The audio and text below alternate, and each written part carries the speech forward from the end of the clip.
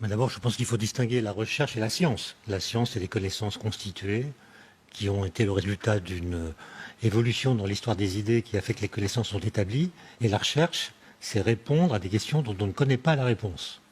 Ce qui fait que la science, elle a une sorte d'ambivalence puisqu'elle a affaire avec la vérité qu'elle prétend découvrir et en même temps avec le doute systématique. Avant de découvrir la vérité. Et donc, il y a cette ambivalence. Et pendant la crise du Covid, on a vu en certaines situations qu'on demandait à la science de se ranger sous la coupe de l'opinion.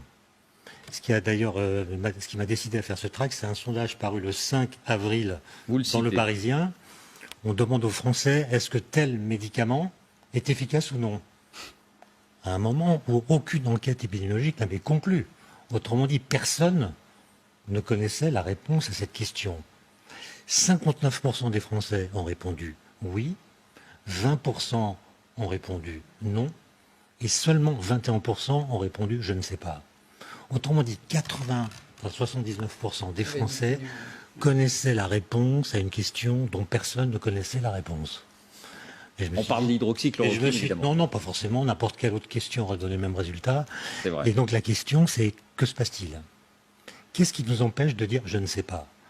Et à mon avis, ça vient du fait qu'il y a un conflit entre deux temporalités. Les chercheurs cherchent, et donc ils ne connaissent pas les réponses aux questions qui se posent, mais on les interroge. Et s'ils disent je ne sais pas, ce qui serait honnête, ils seraient médiatiquement débordés par des gens en sachant moins qu'eux, mais plus sûrs d'eux. C'est ce qu'on appelle, avec un terme que j'aime beaucoup, je l'ai appris d'ailleurs pendant la crise, l'ultra-crépidarianisme, qui vient d'une expression latine qui dit le cordonnier doit s'arrêter à sa chaussure, enfin à la chaussure. Sauf que le système médiatique encourage les discours catégoriques. Les gens parlent au-delà de ce qu'ils savent, avec une assurance qui est proportionnelle à leur incompétence. Ah, mais moi, la question, pour savoir qu'on est incompétent, il faut être compétent.